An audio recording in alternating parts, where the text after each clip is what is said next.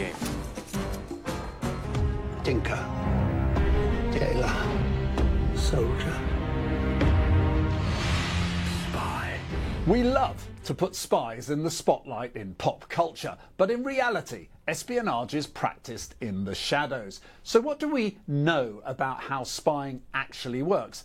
And how much do politicians know about their country's secret services? The art of spycraft has existed for thousands of years. If a civilization has enemies, they have spies. In more recent times, we've seen Chinese spies caught and charged across Europe. Balloons and warships spying from the sea and the sky. Intelligence sharing between nations is a sign of diplomatic relations. Our correspondent, Alex Barker, looks at the evolution of spying over the centuries. Once for your eyes only, now for any eyes coming to the National Archives in London. MI5 have collaborated on an exhibition for the first time, releasing files, transcripts and espionage equipment. So a lot of these documents were top secret?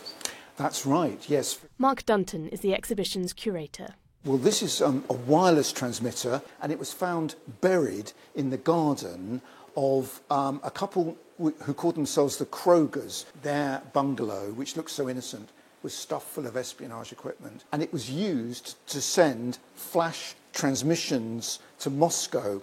The exhibits may only be decades old, but the methods used go back much further. The use of lemon juice for invisible writing, that was such an old technique, going back to ancient times, but it was still in use at the time of the First World War. And we have in our collection a lemon that is 110 years old. It is black, it is shriveled, it is compressed, but it's part of our archive. A German spy called Karl Müller used lemon juice to insert information about Britain's military preparations. And then you can see over time the methods used for surveillance become more and more sophisticated. So you get interception of letters. You also start getting transcripts derived from bugged telephone conversations and also from listening devices.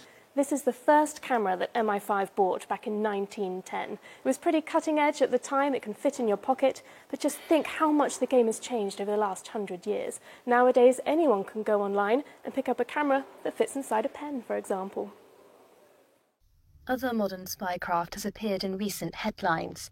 An alleged Chinese spy balloon over America in 2023, and a Russian spy ship which caught the eye of the Navy off the coast of Britain earlier this year. There's also been a rise in arrests and trials of spies across Europe, especially of those spying for Russia and China. We have recently uncovered a staggeringly reckless campaign of Russian sabotage in Europe. We have also seen increased Chinese intelligence activities in Europe. How much the politicians know about their secret services is a question hinted at in the archives. We can get some glimpses into it from the documents that have been released. You can see Mrs. Thatcher's concerns, for example, when a former MI5 officer, Peter Wright, is going to publish his memoirs, Spycatcher, and the government try very hard to block it. We have a document about that showing Mrs. Thatcher's strong concern. Dozens of exhibits, documents, equipment and fruits make up the secrets on display here. But it does make you wonder about the ones still locked away. Back in the studio, I'm joined by Alexander Vasiliev, former KGB intelligence officer and spy historian.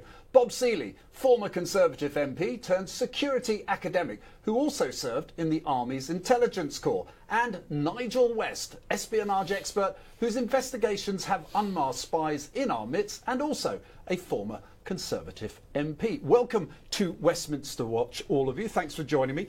Alexander, let me start with you. Is it like it is in the books? Is it what it's like in the films? What's the reality of spying today? The reality of spying today or even yesterday is totally different from what we see in movies and what we read in books. The real espionage is mostly about human relationship. Also, it's important to understand that not every intelligence officer is a spy. I would never call myself a spy. I call myself an intelligence officer because what I did, I got 2-year training in the KGB spy school, and but then I worked with top secret papers. That's it. That was the most boring job I ever had in my life, right? But a real spy is a person who works with an agent, with a source, and this doesn't happen to, I don't know, 90% of intelligence officers. Okay, so Bob, has technology shaped and changed what we used to define as spying, as Alexander's talked about it? Yeah. Has it changed the game?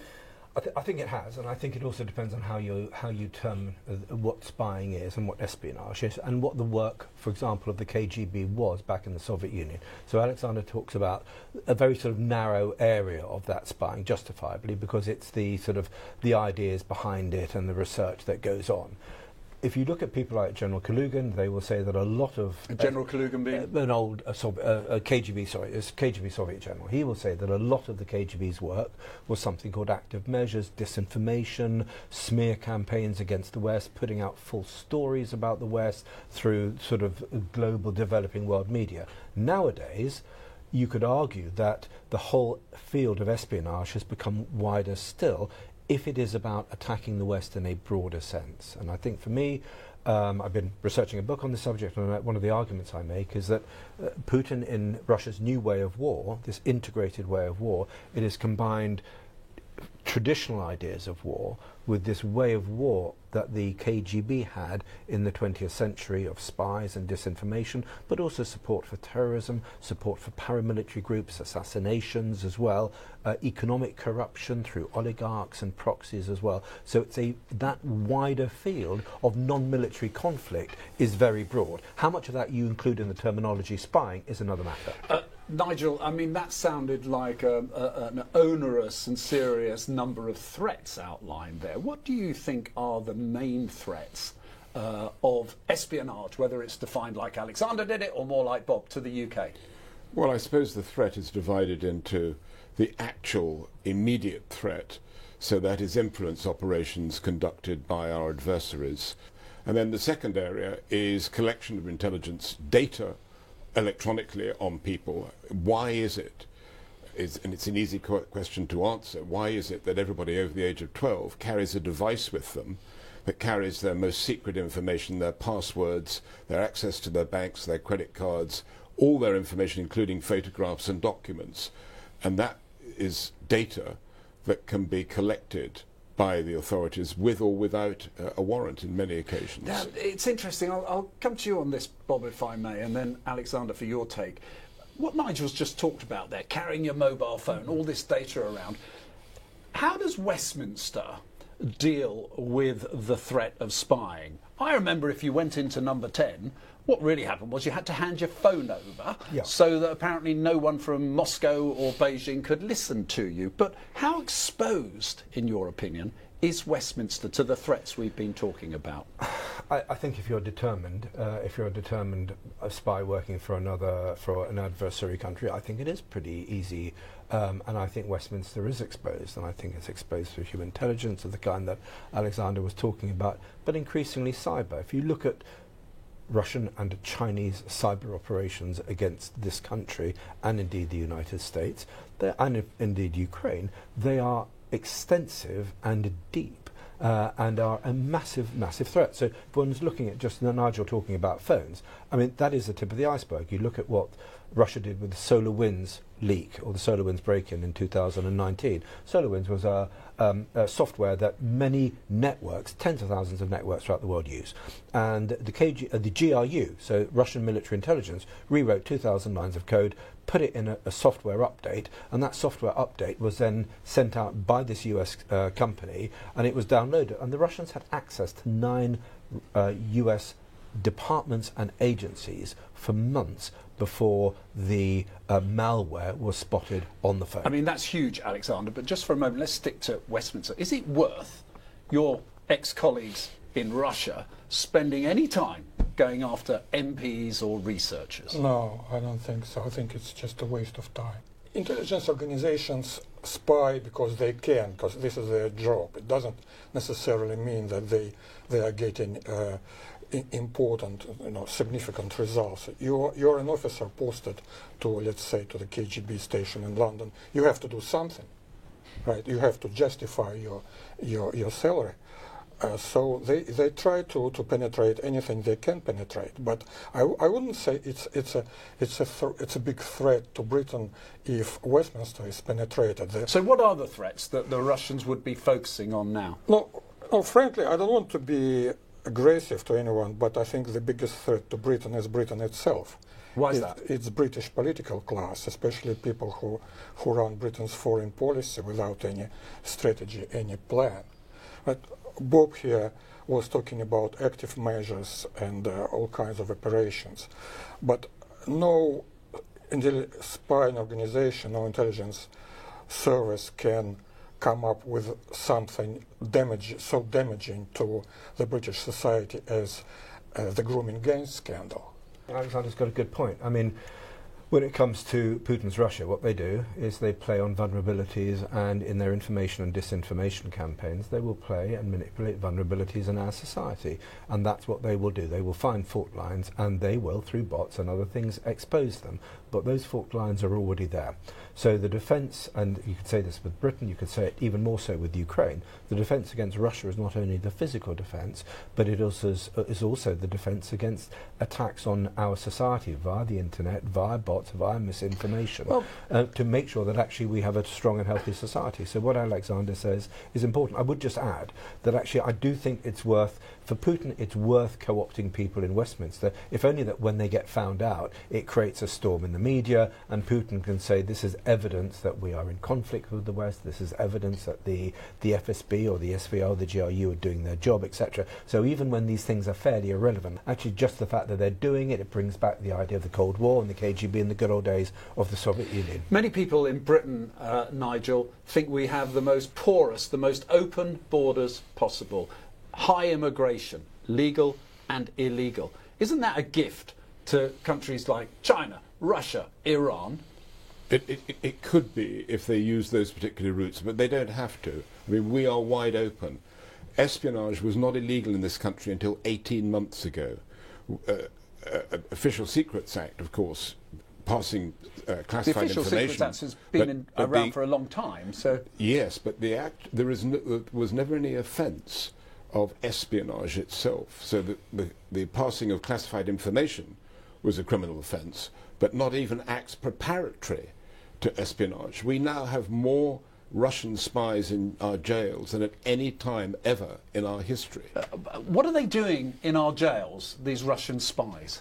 Well, look, first of all, we have a lot of accusations against the Russians, and I think it's the easiest way to explain any problem or explain any crime by blaming the Russians, because you don't need any evidence. Just put the Russians in the headlines, and that's enough. A few years ago, there was a story in the British media claiming that every second Russian in London is a spy, which makes 75,000 Russian spies. It's technically impossible. And by the way, in a polite society in this country, you wouldn't say that every second black person is a drug dealer, or every second Muslim person is a terrorist, because this is not true, and it's racist. But you can say about Russians anything you want. Anything. Does Russia deserve what Alexander is outlining here? To portray Russians as bogeymen and women, no. I think Alexander is completely right, that most Russians here actually are not friends of Putin, and they probably despair at what's happening of their country. Certainly the Russians I know, that fits their description. Having said that, look, Putin needs external enemies, he needs internal enemies. So the idea of struggling against the West, I think, is absolutely fundamental to the way his regime runs. The idea of Russia as the besieged fortress, it's a very old meme in how some people within Russia, the nationalist community, think about each other. Can I? Yeah, of course. If you look at the history of Russia, Russia was invaded several times in every century. And let's some people are like talking about Russian paranoia. It's not paranoia; it's realistic policy. Moscow was burned down by several times. Yeah. Thousands of people were raped and killed. Yeah. Alexander, I'm not talking about Russian paranoia, because I do think you're right, that Russia has security needs, and if you look at Russian strategic culture, this sense of having limitless and undefined borders is absolutely part of that. So Russia absolutely has justified security needs. That is different from the Putin model of control of Russia and Russians and the need for external and internal enemies within Russia. So we're talking about two different things. We're talking about Putin's crude manipulation of an ultra-nationalist agenda, which he is using to get what he wants, which is to reshape Russia as an illiberal anti-Western society and a leader of an anti-Western global grouping. That is his agenda, and I think that is a relatively clear agenda because he says it himself. That is different from justifiable concerns, and as you say yourself, look, the Swedes invaded, then the Germans, then the French, even the Brits have, nibbled bits of Crimea once upon a time. Bob, you're bringing in some international dimensions to this. So, Nigel, let me ask you this. Who's spying on who? Because isn't the reality that every country has spies everywhere? But do we also spy here in the UK on our allies? Well, of course. And why? Well, because we've collected intelligence against the French always. You can't necessarily trust your allies, and although we exchange information within the Five Eyes, we wouldn't dream of passing sensitive intelligence to some of our NATO partners. But do we spy on those members even within the Five Eyes, that collective group of countries that work together? Not a chance.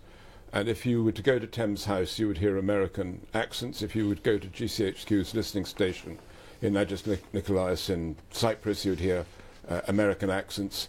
And British personnel are blue badges at Langley, which means that they can walk around unescorted. How effective is our spying on Russia, would you say, Bob? To be honest, I wouldn't know. Would you, Alexander? Genuinely don't know. I think it depends on the situation. In the KGB lingo, there is this term, агентурная оперативная обстановка, agent operational situation. I think it was very favorable to the CIA and MI6 in the 1990s under President Boris Yeltsin. Now, I think it's much more difficult because Russia is not a liberal democracy anymore, and there is a very strong anti-Western orientation in the Russian society, which to some extent, in my opinion, is justified, because we just, if we talk about the war in Ukraine, this is not a war between Russia and Ukraine. It's a war between Russia and NATO. It's a war between Russia and Britain. That is absolutely what Putin argues, that this is a war against NATO and Ukraine. I don't buy that, because Ukraine was never going to be a member of NATO, certainly not in 1 or 2 or even potentially 3 decades. I do think that is Putin's argument, because he does not accept the idea of an independent Ukraine outside Russian control. And his justification for that is that NATO were going to invade, or it's a Nazi puppet state. These are really false claims, Alexander, and the idea that he is fighting Ukraine in Ukraine, because even if NATO wasn't supporting, the Ukrainians would fight, because Ukrainian identity the Ukrainians do not want to be part of a Russian state, and that is what the Russian political class... You're just spouting propaganda there, briefly. Do you want to respond to that? I don't say quite as crudely as that. No, look, in the 1990s, Boris Yeltsin was asking Western countries, please don't expand NATO to the east. When Putin became a president of Russia, he was asking for the same thing, very politely. In his Munich speech in 2007, he said that you either can build the security of Europe with Russia or against Russia. What NATO decided to do, including Britain, they're building their security against Russia. That the border between Ukraine and Russia is 1,400 kilometers. It's the distance between London and Rome. That was supposed to become a border between NATO and Russia. What about Crimea? The significance, the strategic insignificance of Crimea. I'm going to have to move you both on. I can see this particularly would go on forever, so forgive me. That's not the case. Well, I do think it got badly handled in the 90s, but there hasn't been NATO expansion for nearly, 2 decades now. So the idea of NATO, you could say it was European Union expansion, because that's what started the 2013 crisis. But NATO expansion hasn't been on the cards. So you made your point well. I want to move on. Nigel, politicians and spies. What should the relationship be between politicians and oversight over, in a liberal democracy, our intelligence services? Well, in a liberal democracy, you want some kind of parliamentary control over the intelligence community, and that happens in this country in a very, unfortunately, ineffective way, because there is a Parliamentary Intelligence and Security Committee, but it doesn't have a staff. Right. It doesn't know what questions to ask. The single person who was employed as the so-called investigator was fired because he started asking awkward questions, because he himself came from the Defense Intelligence staff. He knew what questions to ask. And so if you look at the American system, you see hundreds of staffers employed by Congress to support the Senate and the House committees. The UK, not a single investigator. One clerk or 2 clerks writing the reports, but no actual investigation, so that the intelligence community can troop up and queue up outside the Intelligence and Security Committee and say, what we're doing is terrific. I can't tell you how good it is because only 4 people in the organisation. So it's not very transparent, and the oversight, in your opinion, should be greater. It can't be completely transparent. No, of course. And the fear is that it becomes risk averse. Let me ask you, Bob, you've written this new book, The New Total War. You talk about things like a hybrid war in it. As a politician, as that threat, if you like, of spies comes a little bit more blurred, as you've outlined, is it actually realistic to expect our politicians to have transparent oversight over what goes on in their domain? I agree with what Nigel was saying. I do think you need greater oversight because we take so much on trust, and I think sadly we find, as Alexander's sort of highlighted with the failings of the British state, I think we are the idea of taking things on trust may have worked in the 1950s. It really doesn't work now, and you do need a mechanism for greater oversight of what we're doing. But what would our friends in Moscow make, Alexander, of greater transparent oversight in the liberal democracies? Yeah, well, they would love it. I mean, Putin would love to know more about MI6 and MI5 and everything. But I can't see this as a major threat to Britain. I mean, first of all, you need to fix your own society. Sometimes I think, well, if I were an advisor to Putin and he asked me, well, Alexandra, how can I destroy Britain? How can I weaken Britain? What do I need to do? I would say, you know what, Vladimir Vladimirovich, do nothing, absolutely nothing. Just buy popcorn and watch. Because, in my opinion, Britain is going to the dogs. Why does Putin say that he's in a 20-year campaign to overthrow Western global dominance? I mean, what you say just doesn't stack up to what actually Putin says himself. You can criticise this society and say it's got its weaknesses, and for sure the grooming gangs are an appalling scandal. But you're basically saying this country is rotten because of one scandal. I mean, what we have still are free and fair elections. Russians don't. Well, Nigel, let me just ask you last question, if I may. We're running out of time. You've had your hand in this. How do you unmask spies? The only way you catch spies is with spies. So that means a counterintelligence effort. And a counterintelligence effort means getting defectors. It's as simple as that.